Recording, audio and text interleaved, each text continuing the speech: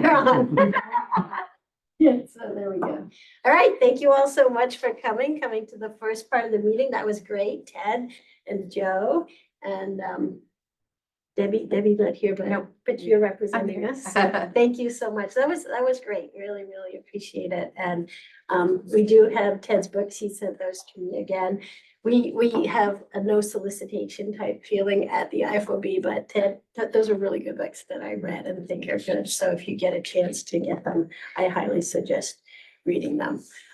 Especially the how-to if you want to set up a board. That was great. And understanding the intricacies of the family business and the structure and the pieces. I applied it to my show, Royal Pains. I don't know if you guys have watched that. It's two brothers. And I'm like, oh, it was all about control. That's what he said. Who owns it? So it has practical applications. So I'm Catherine. I'm the executive director. I'll quickly toss it to Brooke and then we'll go around to Jeff next on the corner. Hi, I'm Brooke Stewart. I work with Captain's Institute. I'm the director of communication. And Jeff? Jeff Messer, president owner of Messer Truck Equipment, locations in Westbrook, Maine and Columbus, Ohio. Fourth generation and also a board member and the secretary. Exactly. And the cheerleader for our next person who's sitting next to you. There you For the EOS think tank. Yeah. I'm Laura McDowell. I'm an EOS implementer. So I'm a facilitator, coach, and teacher of EOS, the Entrepreneurial Operating System. I work with leadership teams all throughout Southern Maine and New Hampshire, and I'm based in Warren. I'm Ted Knowles. I was a member of a family business, second generation. And I guess I'm proof positive that not all businesses make it to the third generation because we sold the business, the second generation. Ted Clark, I'm on the faculty at Northeastern University. I teach family business courses and Ted and I worked together at the university for 15 years, I think. And we put on a lot of programs and I'd say, give him a little plug here. He was probably the initiator of this book. We were going to put on a program about creating a board. And he said, I'll come up with a plan on how to do it. And he came back and it was like, oh, I'm done. And then we wrote the book together with co-authors on this. Elisa Churchill. Our business is Plants International. We sell IT equipment to the United Nations. We've just recently joined this group and we are beginning our transition from first generation to second generation, which is, I'm part of that generation. Deirdre Wadsworth, I own Hardy Pond Construction and we're a second generation solely owned and also the vice president of the family business. IFOB. Joe Capozza, president of Capozza Floor Covering Center, Oldport Specialty Tile, and the chair of the IFOB board. So I'm TJ McLeod. I'm with Chalmers Insurance. I'm not a part of the family-owned business part of it, but I do employee benefits, so I help to retain and track piece of your businesses. So I always find it very fascinating and interesting to get in the minds of the owners for these businesses. What are you dealing with from an ownership perspective, and how we can best help that piece of it. I'm Carrie Yardley. I founded Yardley Esquire, which is a family-owned business. My husband and I both practice in the business. And our buy-sell agreement is till death do you part. I'm Katja Planson, also with Planson International. I'm Elisa's sister. I run one of our sales teams and yeah, we're getting ready to do a big transition in the next couple of years. So it's good timing to be joining this group and getting all sorts of advice on it. I'm Caitlin Husero. I'm from CFAR. So Debbie Bing, who is on the panel, is my colleague, the president of our firm. I work with family-owned businesses on all the issues that come up. And I used to work with Ted and Ted at Northeastern University. So I was part of the trio over here and just love the way that they think. And I'm excited to just hear more about the approach to all this. So, yeah. Good. All right, so we put everybody in. Yeah. Officially welcome, everyone. I'm assuming they see us on the base. They can hear and see. So welcome and thank you to everyone for joining us today. I'm Catherine Wygant Fawcett, Executive Director of the IFOB. It's great to see you all and learn who all you are in person in our intimate group here. And then welcome to those of you joining us on Zoom. For those of you who are in our previous program, you've heard my little spiel here, so some of you weren't here, so I'll just give a quick recap. We have Brooke, our Director of Communications here. She's our tech expert, and she'll be the chat moderator for those of you if you have any questions. We'll be recording the program for later viewing and sending information to you.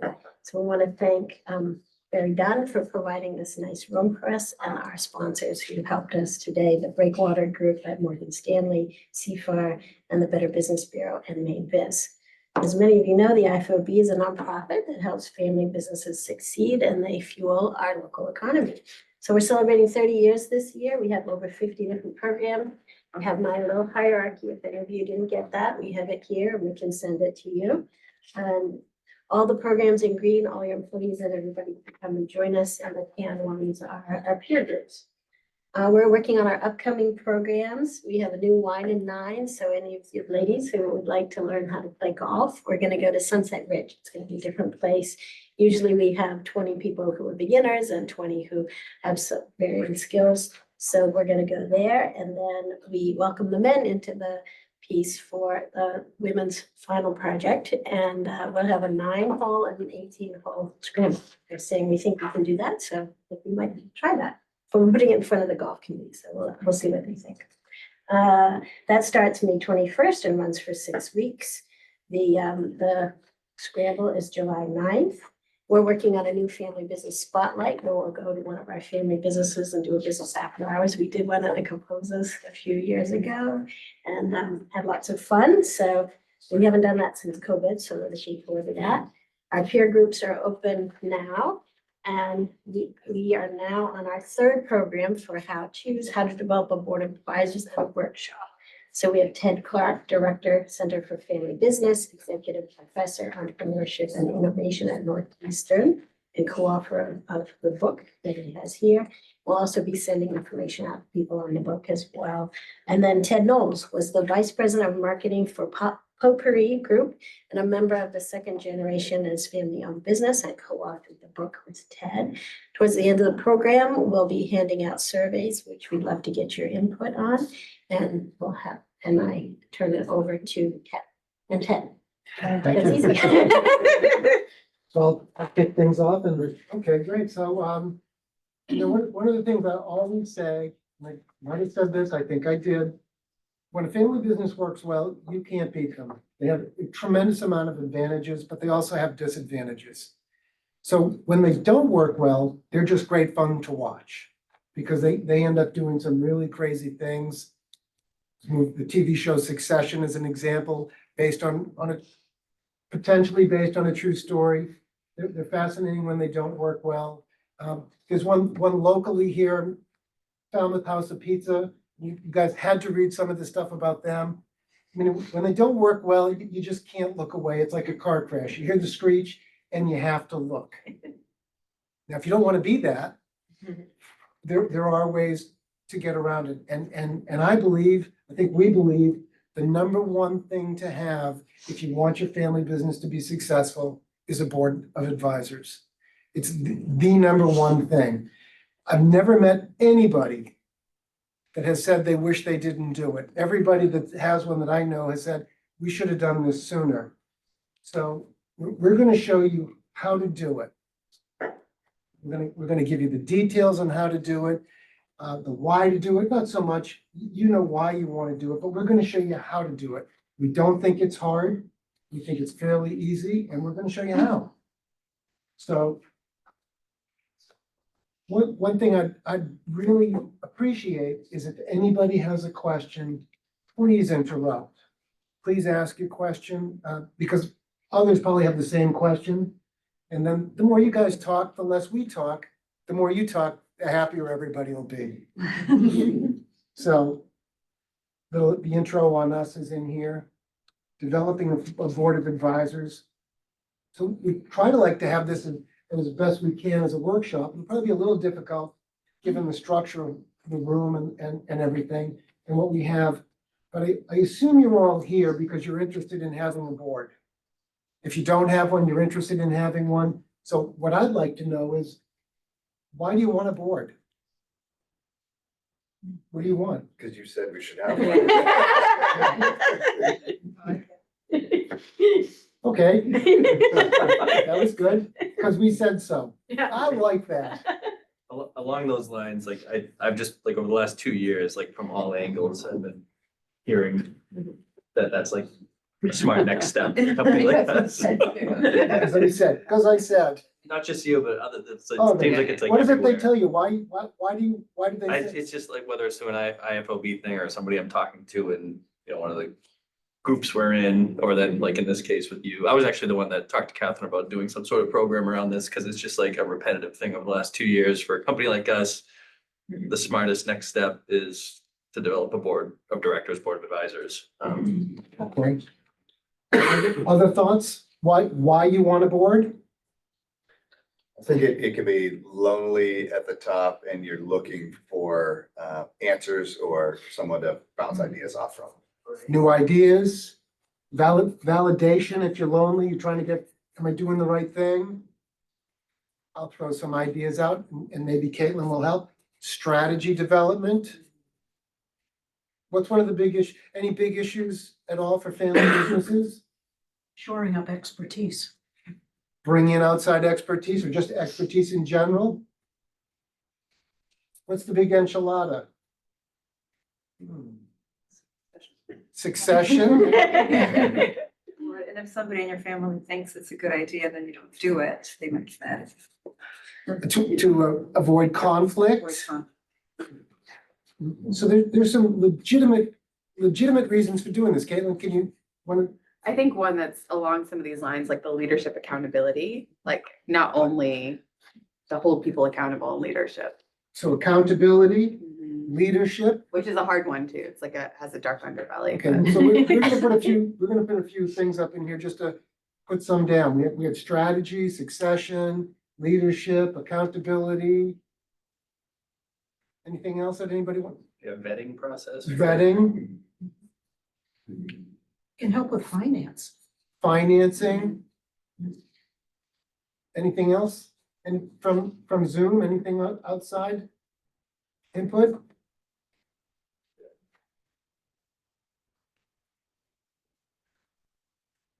New product development, new market development. This like, overarching theme of like professionalizing. Professionalizing the business, Network. networking. Seems a pretty good list of stuff, right? Someone in Zoom said ears in the community, What's that? ears in the community. Years. Ears like and other people in the community. outside advice and ears and understanding in the community, Another says independent point of view. independent point of view. Keeping up. Yeah. So let me ask you guys a question. Why don't you have one? If you've been told for years, 2 years. 2 years, that's years. Why don't you have one? It's there, I know, like, there's like the control, kind of like opening the world. Losing control? Yeah, You're afraid to which lose is control? probably a good thing, but there's that underlying feeling. Okay, so fear of Yeah. loss, fear of loss of control? Yeah, on that line, it's a privately owned business, and so you want to keep financials private and any sort of internal issues private. Privacy, so loss of control. I'll make a couple of notes, loss of control. Privacy, How exactly do you go about doing that? Who do you ask? Don't know where to start. How? Yeah. who, Trust. trust, Another layer of administration. administration, How much do you pay them? Can I afford it? Yeah. More to do. Exactly. more to do. So all good points, all good points. So what we've been told on how to pay them and what to do and more stuff, everything that we've been told by successful family businesses has said this has been the Yes. best investment they've ever made. There was a pop-up too. Yeah. They said, do I have time to manage them and ensure they are engaged? Do I have time to manage them? And are they engaged? So I'll repeat this. What we've been told, this is the best investment they've ever made. I've never met a family business that said they weren't happy they did this when it was done. So our agenda today, we're gonna show you. We don't think it's complicated. We don't think it's complicated at all. A lot of people think it seems like an arduous process. We're not sure how to do it. We're gonna give you 10 steps, 10 very straightforward steps that will answer the why, the how, the who. So we're gonna answer all of those questions. We're gonna give you 5 reasons why they fail.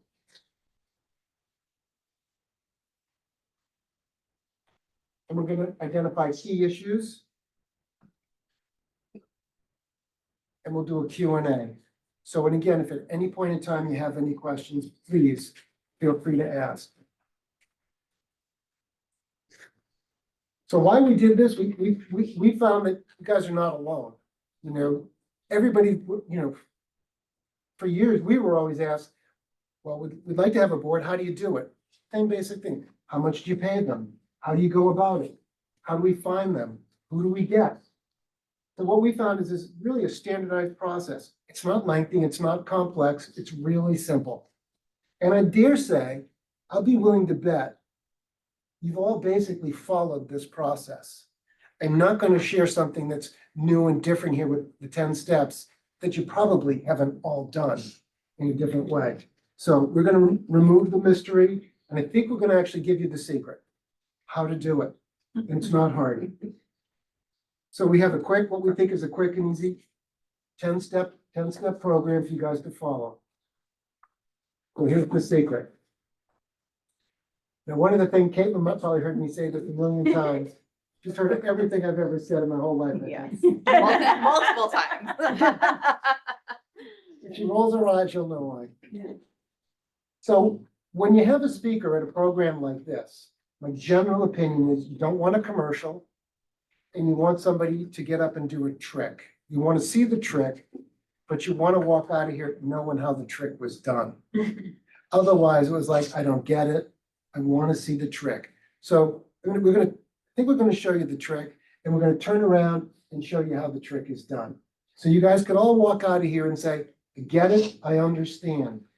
You could do the trick all on your own if you want, or you could have somebody to help you. So we're a big fan of getting some help. How you do that, we'll talk about. But what we believe is when you see what's being done and you understand why it's being done, it removes the anxiety of doing it. And if you're getting help from a consultant, or even if you're not, you know what to do, it removes the anxiety, and it helps you get to do it. And when you understand how to do it and why to do it, my general opinion is if you don't do it, it's not because you can't, it's not because you don't know how, it's because whatever reason you put out, it's an excuse. And we have to get over that.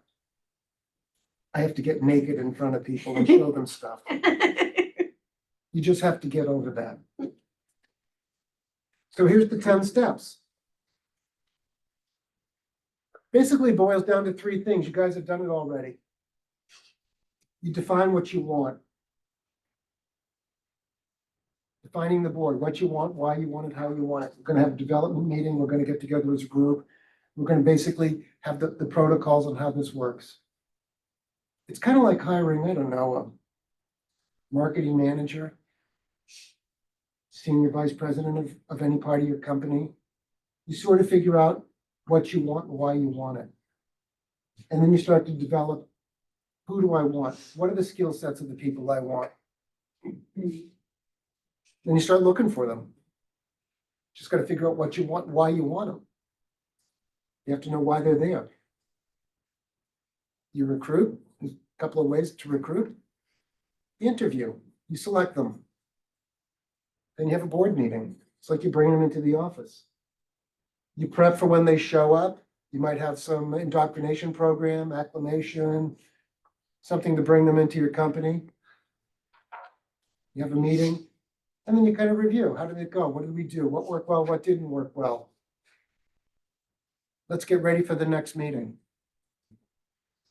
And one of the comments was that it's more admin. It was interesting. One of the things that we heard this morning at the other program was they found that they were busy working in the business. and they needed to step away to work on the business. And my general belief is, if you're working in the business, you're not ready for this. You have to be working on the business to grow it. So if you're trying to grow your business, this is something you do. Because these are the people that are gonna help you get to where you wanna go. That's one of the first steps, figuring out where you wanna go. Figuring out who the people that you need to get you to where you wanna go. Figuring out how to find them. And then running your board meetings. So it's not that hard. That doesn't sound like a secret, does it? Any questions on this so far? Comments? I guess a question I have is, where do you see families get stuck most often in the process? In this process, can I just hold that for a little bit? Sure, yeah. Because that was a really good question, and I think. I'm not a plant either. I'm actually, it's really genuine curiosity. I'll have a question, and maybe you're gonna cover it, I'm guessing you'll probably cover this, but when you just said if you're working in your business rather than on your business, you're not ready for this, and that's a big thing I see with my clients.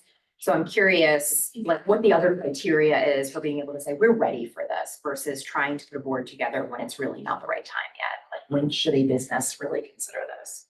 When you want to grow, when you're having problems, when you need to make adjustments, when you want to be more flexible with what you're doing and where you're going. My general belief from running a center for many, many years, I've always asked, what makes a good member of a center? What kind of business, what industry? And it was always basically two things. That they're large enough to be able to step back and figure out where they want to go. And that they're looking for longevity. And that's when you're able to say, we need to work on the business. So I don't know if I really answered your question. I hope I did. No, yeah, no, that all makes sense. Thank you. So you just said, what kind of a threshold on that, like, what's the, you said there's a size, they're large enough to need this, like, what is that, or how do you determine that beyond just? So you're looking for a that dollar square number? Or head count. Or head count, or, Yeah. yeah. Some sort, yeah, metric or something. If it was looking at dollars, it'd be something over $5 million. And number of employees, I don't know, 5 to 10 to 20 plus. So enough. Those are different, okay. They're all different numbers. 10.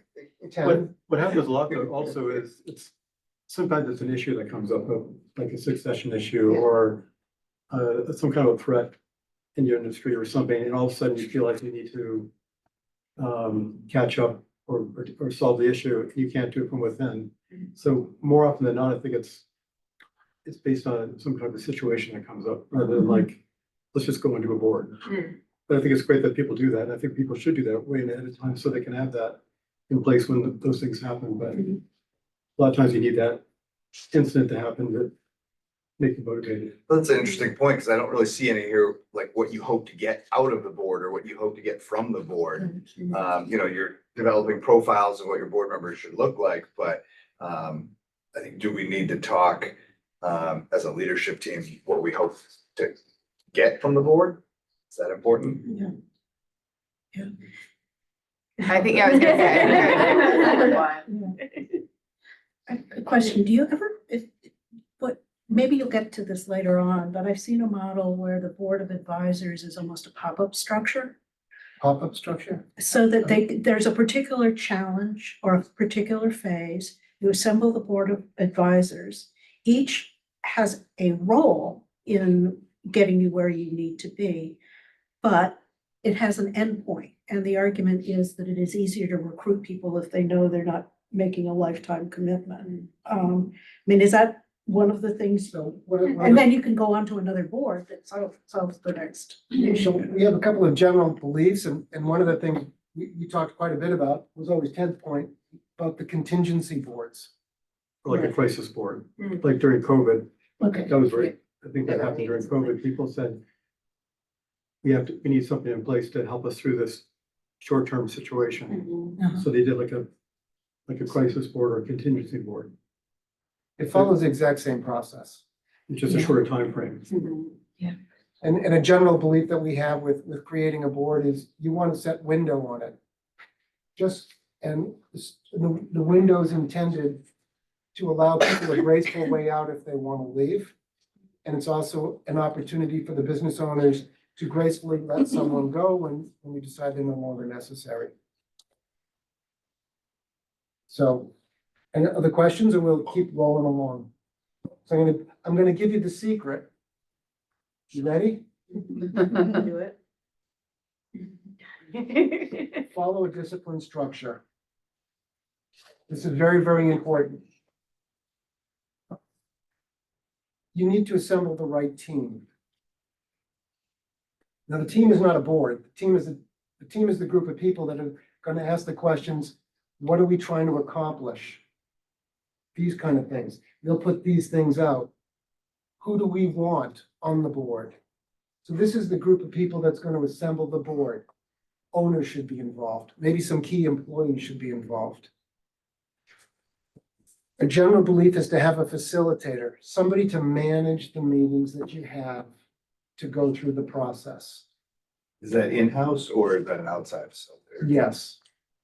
Yeah. If you want to do it on your own, you do it in-house. My personal preference is you have an outside facilitator. And the rationale for an outside facilitator is somebody that doesn't have a dog in the race. I don't have a vested interest in where this goes and what happens in the long run. And I'm not gonna really be worried about stepping on toes as we go, because I'm only gonna be here for the duration of this process. Does that make sense? Yep. You could do it internally. We've seen that. It's not uncommon. Structure your meetings. We believe that there's a process for doing this. It's sort of a 3-stage process. And the idea of the process is it's like a ratchet.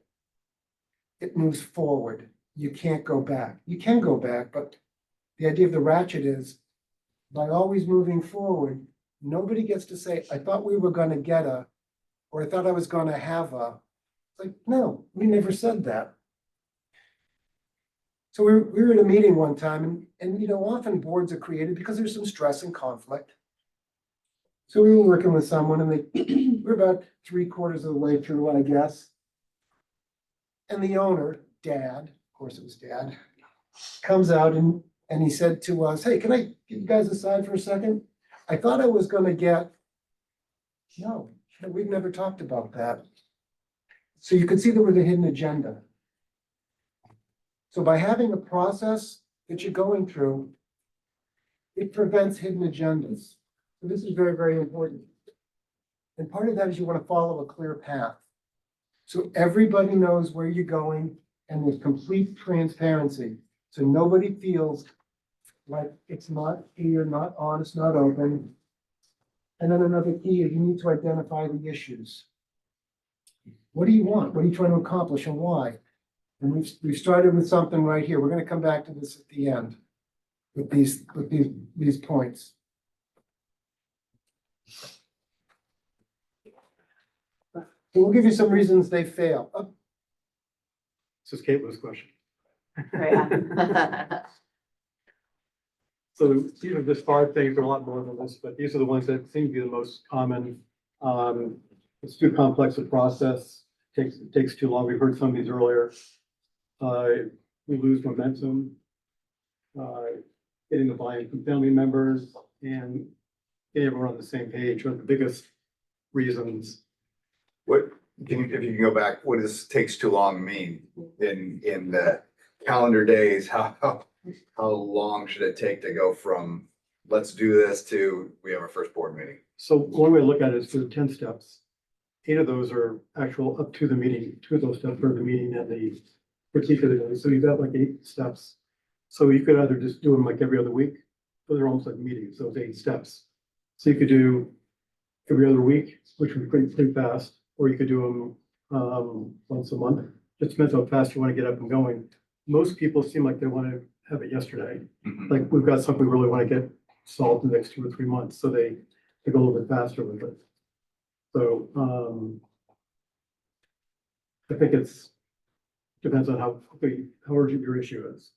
And I think what I heard from the room is like, we don't have the time to do this, so anything is gonna feel like too long if you haven't outlined the process from like start to finish and can see like, have that finish line in sight. That's why I like the part of your process is like laying out the process of what you're gonna need to do.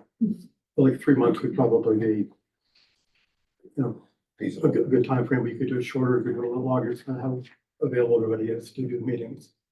And part of the logic from our end is the reason you want a disciplined process, if there's a fire, you know, and you're trying to do something and rush it through, somebody's gonna feel like this is, you know, the wrong mechanism, this is the wrong response, we're not doing the right thing, and it just creates additional conflict. So you wanna follow a process and make it disciplined. And you wanna go through the whole thing, so people don't think it's just for all the wrong reasons. Mhm. If I spend more time in the slides to make it sound even more complex. But then coming to the part about taking too long, the next slide. It really comes down to like what your issue is, we were talking about a minute ago, and how available everybody is to meet. At least in some cases, you can have, for the board process, lead up to the first meeting, it's gonna be all internal people most likely. Could be family members and maybe some top management. So just how much you want to take them away from the running of the business to spend on these meetings. The meetings take about, anywhere from like a half a day mostly. So it's pulling a lot of people out of key areas it just depends on discipline you want to be with it. And so, that's typically what happens, like I said before, is there's a pressing issue. We're getting ready to do our budget in June. We need to have our compensation plan in place, so we'd like to get everything up and going by then, have a decision by then. So that kind of dictates the schedule. You know, can I just come back to like, if you have a major issue, what would it be worth to make it stop? Mm. Would you invest the time if you could make it go away? Sure. Okay, then invest the time, yeah.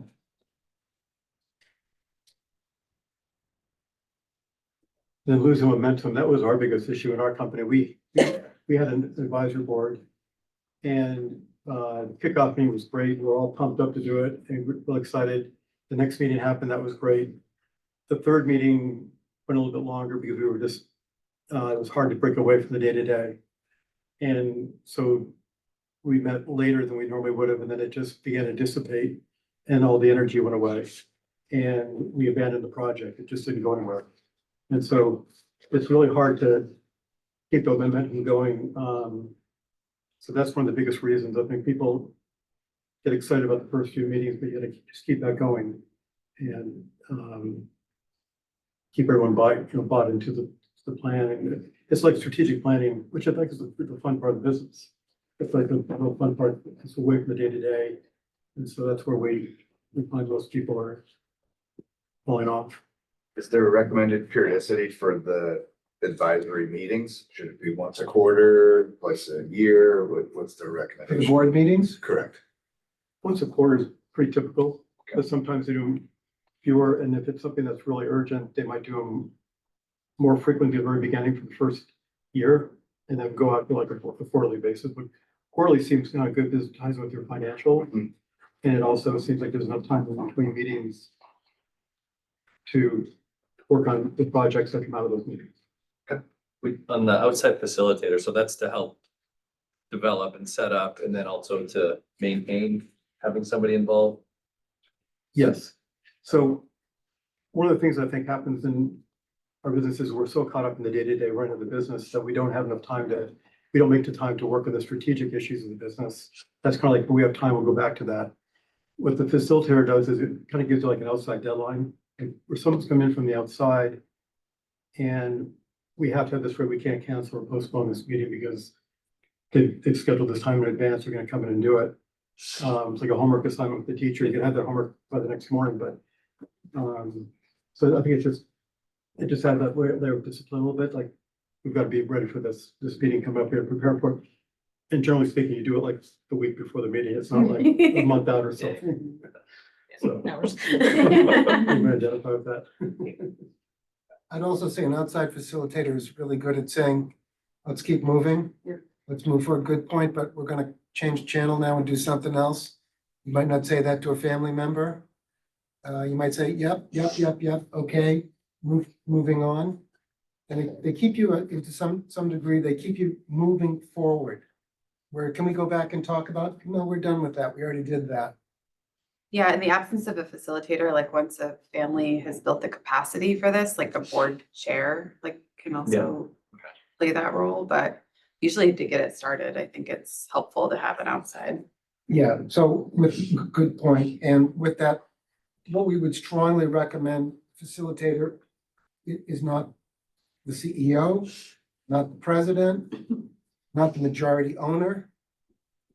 You want somebody that can say, enough's enough, we're moving on, that's done, and not have to worry about their job next week. And that rule goes away after the board is up and running. And it's all internal. Any other questions on that? The other part, well, the facilitator will be like, we're gonna schedule a meeting, it's for this time, and everybody agreed, and I'll see you then. And now you're obligated, so just keep the obligation rolling forward. In our company, we really need that discipline, that outside discipline to keep on track. Any other questions on that? If you guys don't ask a lot of questions, we'll be done really quick. We like the questions. And then getting the buy-in from family members. Sometimes boards are created with just the owner of the company or the top two people in the company. But the more people you can involve in the process, someone mentioned earlier about the importance of being heard. And I think it's really important that they understand that it's not just dad's board, or it's not just the senior management board. It's going to be something that everyone else shares with the ideas and contributes to it. Because down the road, some of those things are going to be implemented, some of those projects, and you'll get a much better buy-in from the employees and everybody else if they've been part of the process. So yeah, absolutely. You want to make, this is another part of where having an outside person is good, because then you could get the feeling that the owner, the president isn't driving the bus. That we're all on the same page and getting what we want, we're moving it forward. The comment that I had about dad came out of the parking lot and he's like, hey, I thought I was gonna get what he was trying to do was manage one of his kids. And one of his kids was not happy with the idea of putting a board in because he thought he was gonna get controlled. This is not gonna be fun. And what he found out through going through the process was, wait a minute, I'm not losing any control. I'm getting control. So this one kid was really excited and the other ones were realizing, wait a minute, by following this process, we're getting outside objective opinions. We're getting advice from other people. We're getting all the kinds of things we want. And dad just realized, wait a minute, by doing this, he wasn't getting what he wanted.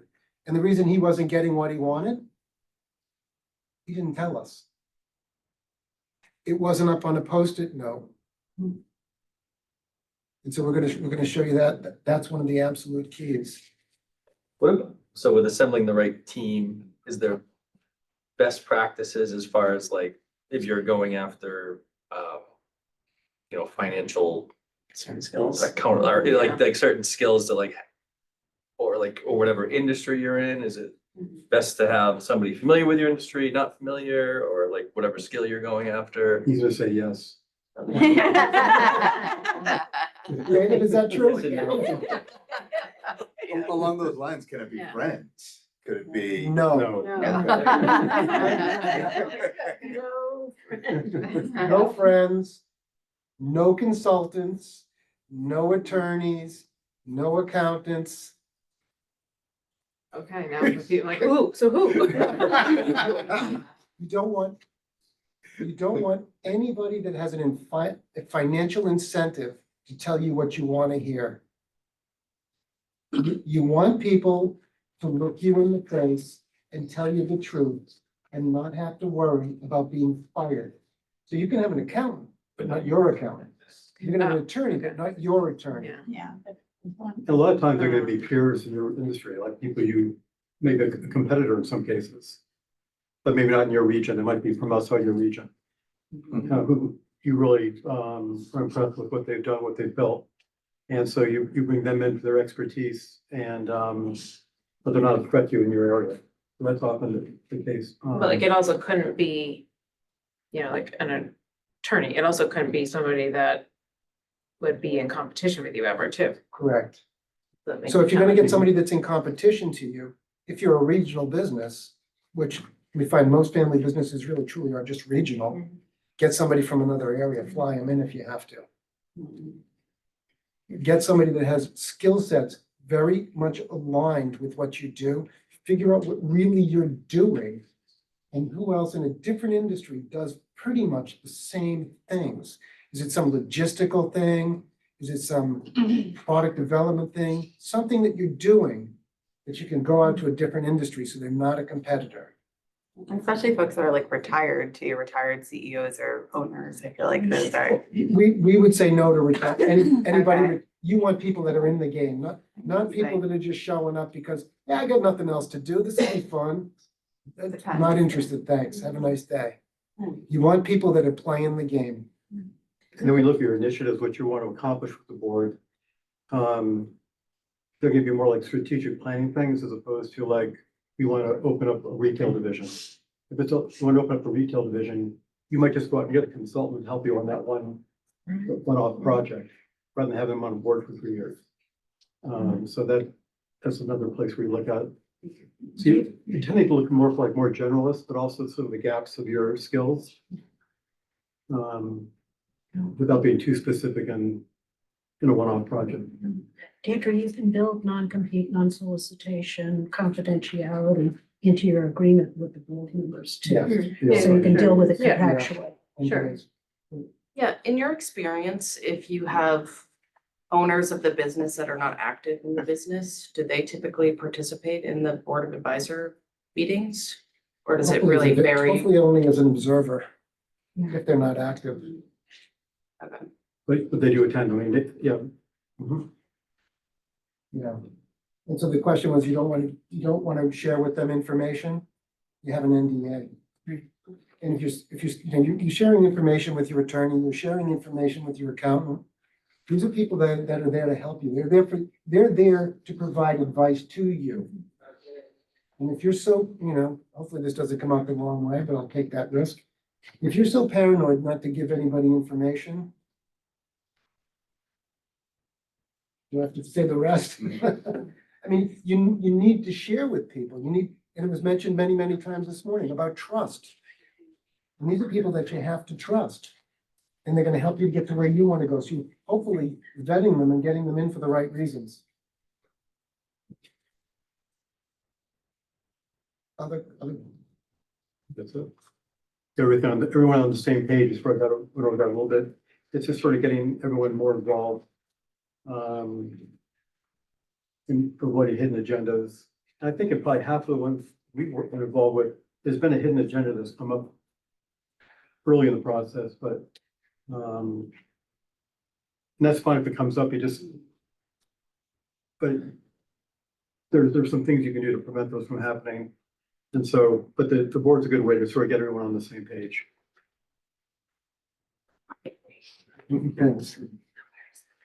Yeah, so we found that there usually is a hidden agenda. Somebody has one. They're just not willing to say it. And this is a great way to flush those things out because sooner or later they pop up. They'll say, what about? Well, we just had 10 meetings. That never came up before. You've probably heard also before, keep the family baggage out of the business and I mean, out of the board. The board, it's okay to have those discussions about some of those hidden agendas. And that's why you want some expertise on the board from family businesses. I think you would ask, should there be family business experience? And I think that's really helpful to have that, but it's not required, but I think it helps to understand some of the more sensitive issues that come up. So any thoughts on any of this so far? What do you have to pay? Or what's in it for them, I guess, I'm having a hard time figuring that out. So what's in it for them and how much do you pay? Two really good questions. Can I answer this one first? Sure. 'Cause it helps to get. Yep. What's in it for them? Usually what you want somebody that's where you're not yet. You're aspiring to be where they are. Yep. And so they've probably made it to a place where they're pretty well informed. They're really happy with what they're doing. They're really confident. They're really successful. When you knock on their door, first of all, they're flattered that you're asking. And then they realize, I wish somebody'd helped me when I was in that spot. Yeah. I'll talk to you about this. How often do I have to meet?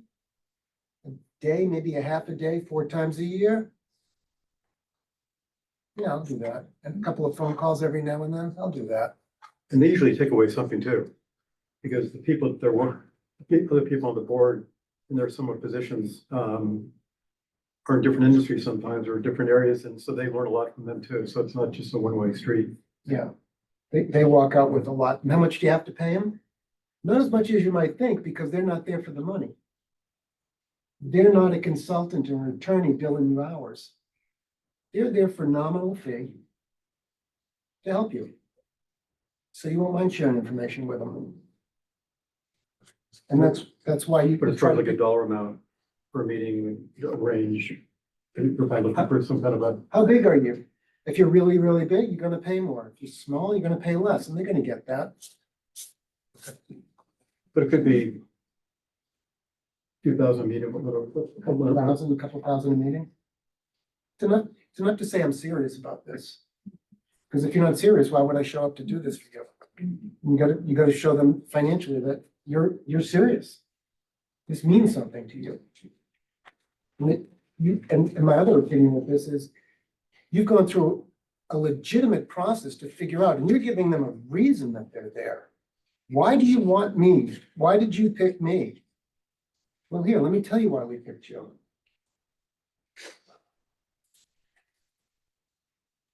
Anything else in there? Those are good questions. Other questions? Have we answered the questions so far? So this is if there was a secret, this is the secret. This is what you do. Identify the key issues. And this goes back to the 5 things. We tried to touch all those 5 things at the beginning. Identify the issues. So you want to complete a list. So you want to ask everybody, what are we here for? One of the first meetings. Well, what do we want? We want all of this stuff. We want this, we want this, we want this, we want this. You might come up with 40, 50 different things up here. The only thing that's never going to be on this wall, the hidden agenda. And these would be your strategic plan issues, not the meeting issues. These would be things that you want to go, where you want to go with your company. So everybody, the way we do it is everybody, look, we bring bucket loads of these things and give everybody markers and say, without talking to anybody, no talking, write down all the key issues in your head. Write as many down as you can. Give them 15, 20 minutes. Just keep writing. When they stop writing and they start looking around, you got it done. Now jam them up on the wall. And there's a lot of them. There's just, this is your business. This is your life. You're thinking like, these are the issues. This is the issue. I've got bucket loads of issues. That's why we're doing this. And then what you start to do, because everybody's written down the same thing, you start to categorize them. And you might find 15 different things here in a row, because you've all said the same exact thing. And you're getting all of these different lists. You start lining them all up. So you identify them. You categorize them. You put them into a list. And then you realize, wait a minute, we can't do all of this stuff. I should have brought this up, should have got this out earlier. We can't do all of this stuff.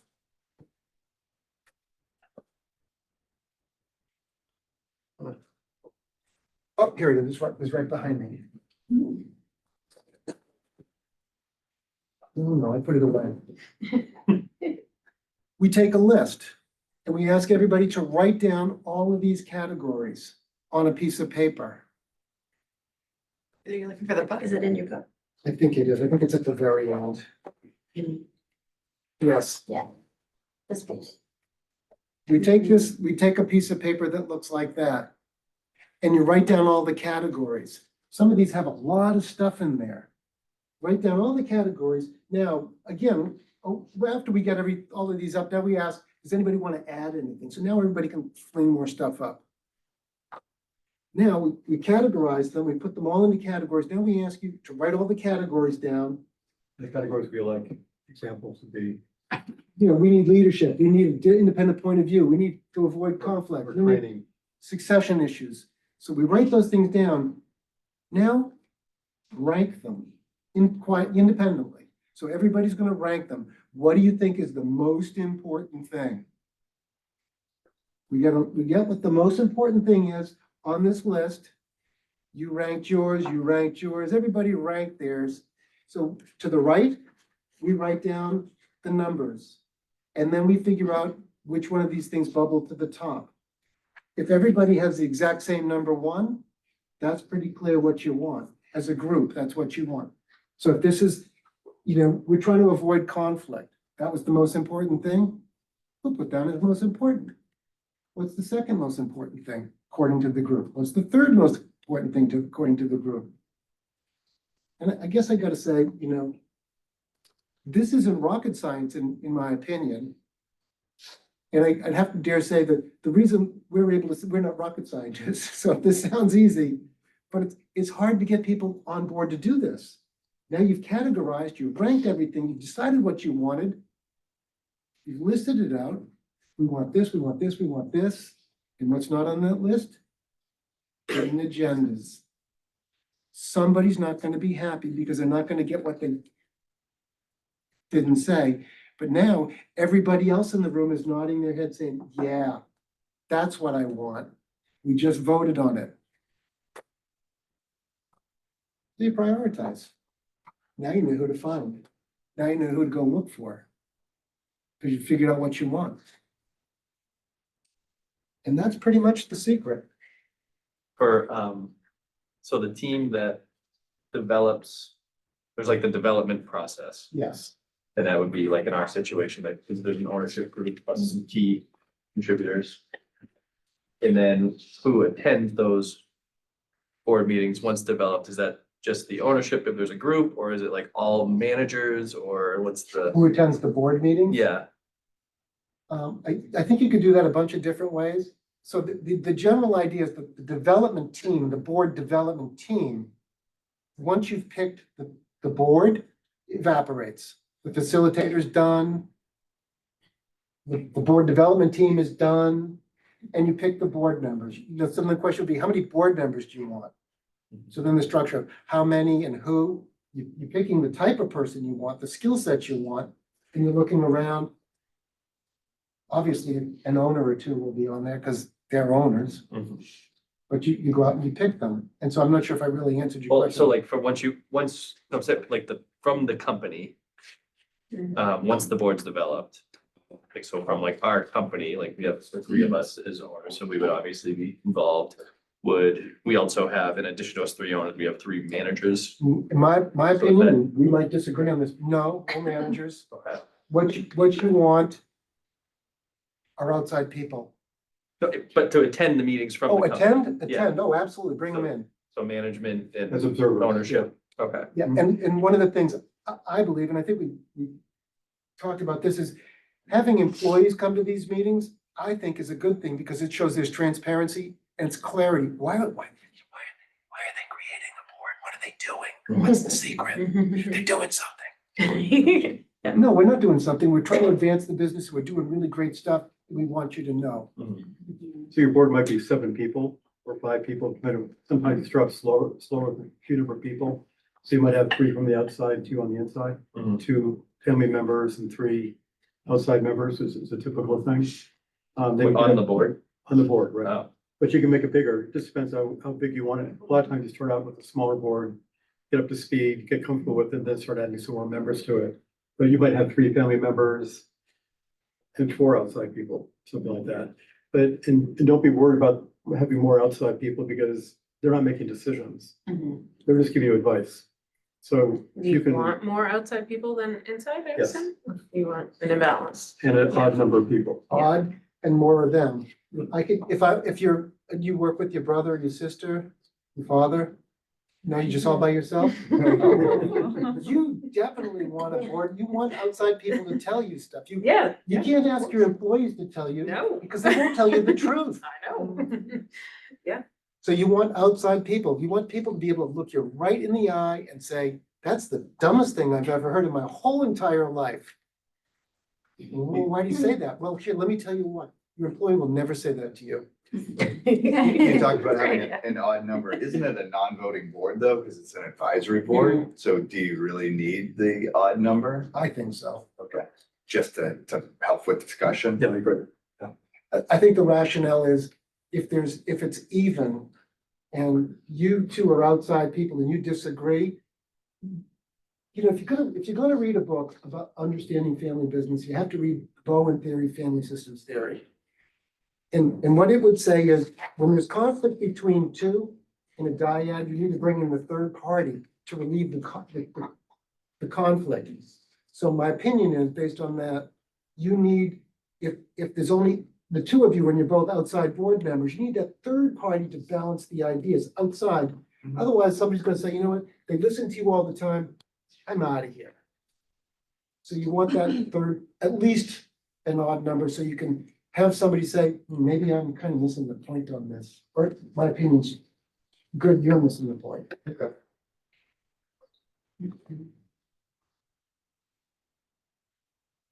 What do you guys think?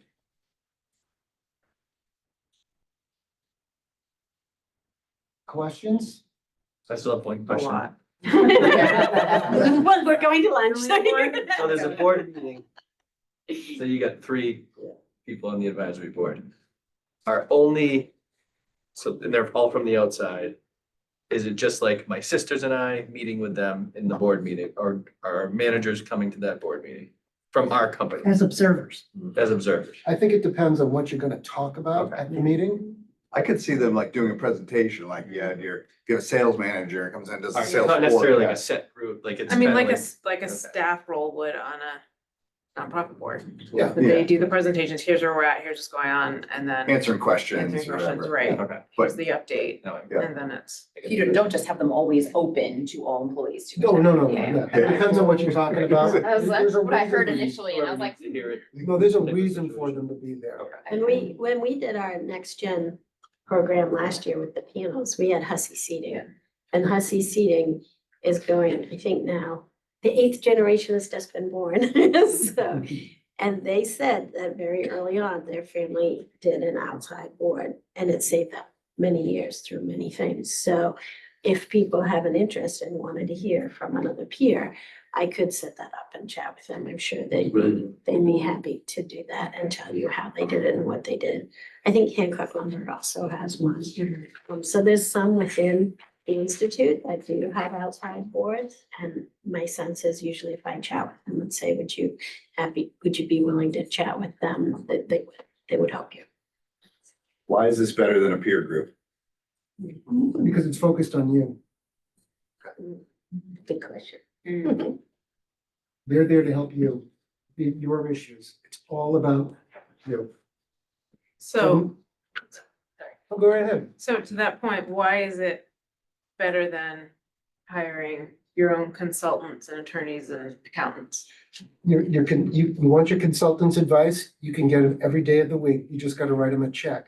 And they're never gonna, my opinion is, they're never gonna tell you anything that's gonna get them fired. You want people to be able to look you right in the eye and tell you the truth. And if you fire me, I don't care. I'm here for you, and I'm here to tell you the truth as I see it.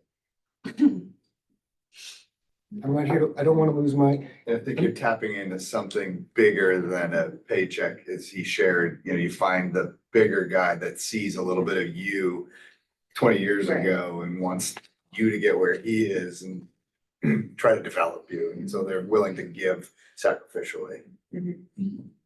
Is there value to the idea that these independent people and ownership are in the same room as they advise? In other words, the board comes to a consensus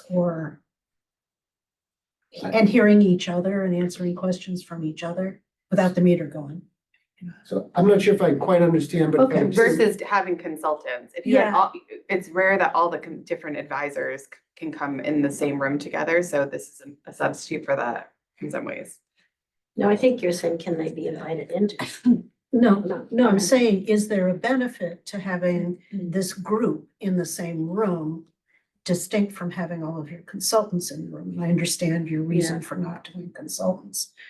But you could go, I mean, if you're doing a business plan, for example, you tend to be touching people one at a time, as opposed to having them develop the synergy. The board, Yeah. do you want them all together at the same time?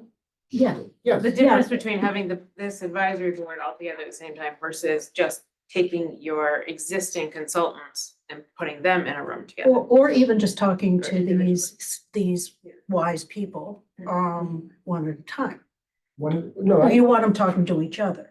yes, you want them talking to each other. You Yeah. want, if I'm understanding right, you want them, like, my opinion is you want them in the room together so that they can hear what everyone else is saying. Typically, you'd want to have people with different backgrounds and different Right, reasons. right. This one's here for this reason, this one's here for this reason, this one's here for this reason, and they'll learn from each other. Oh, that was interesting. I wouldn't have thought of that. So they'll give opinions. And I wasn't sure if there was another part of this, and, because one of the things you hear is that I'm afraid to lose control. And you mentioned getting a consensus within the board. They might come to a consensus, and you as the business owner, you don't lose anything. Right, You're still in complete control. they can all agree that you need to do one thing and you can say, no, I don't think so. Thanks for your input. We appreciate it. Yeah. Ain't gonna happen. Yeah. That's one of the beautiful things about being privately owned. Mhm. They have I mean- no, If you do that, right, like what was the point of Right. bringing all these people together? Paying So- them, to not like, listen. you obviously, If you veto value them their on a regular opinion, basis. like, there would, you Over and missed over the again. opportunity if You that's did. your. no, I agree. I'm just Yeah. saying you could do Could do that. that. And if you veto them on a regular basis like You're gonna that, leave. then you didn't do a good job in the selection Yeah. of the board members in the first place usually. Or you're We not do ready have to a- have You're them. Yeah. We do have a question on here and we're coming up on a few minutes towards the end. Okay. So the question in chat is, when should you move from an advisory board to a fiduciary board? My first reaction is, if possible, never. Because the fiduciary board would be primarily based on ownership structure again. Yeah. My involvement with privately owned, family-run businesses that have fiduciary boards, it's to deal with the ownership structure, and it would be completely separate. Caitlin, would you add in anything on that from what you said? No, that's, yeah. Also, there's no liability Right. Yeah. No. for these people. None, It's a different zero. risk factor. I'm just giving you my advice, take it or leave it. Have you seen anyone successfully do an advisory board via Zoom, or do you feel like they have to be in the same room? We're actually working with a company right now that does alternates Zoom and in-person meetings right now. Okay. But if we had a preference, in-person is always better. For some reason, there's just a much better collaboration with the people in the room. Yeah. Like during lunch and things like that, it just, I think that's something that's sometimes undertended to in boards is like the connection you have to, and the trust you have to build across the group. Just like any other group, like a management team, you have to build connections. So I think that's to your early point, like lunch, dinner the night before, opportunities to do something social potentially, just the same way with your Yeah. management team. Yeah. So I'm not a huge fan of the Zoom thing. But Maybe once you build that cohesion, you could move As an some on alternative, yeah. occasion, there's like go through sustainability several cycles and challenges and cost implications. Yeah. Does it depend on how far flung your board members are, though? If you're having to fly somebody from China every quarter, Yeah, you might want to put that in your criteria. I mean, it's a cost implication, yeah. We had one that flew somebody in from Washington, to New England. Part of the deal. Other questions? Is it a bad idea to have like a customer, like one of, like for us, like a general contractor who's run a successful long-term business or an end user? I bring it back to why are they there? But yeah, I guess so if you're looking for feedback on like customer experience, it makes sense. Yeah. Well, it could be, if you decide that's one of your big customer, somebody, customer aspect is really, really important. Yeah. Then give me a should be. Okay. It's interesting. I don't think I've ever seen it, but I think it's a great idea. There's nothing jumping out and saying, don't do that. Just comes back to why are they there? Yeah. Why did you ask? Yeah. Thank you. Thank you. Good to see you. Yeah, thank you. I have like my tablet Here now, too. but- Thank you very much. I have a handout. Thank you. Thank you. Okay.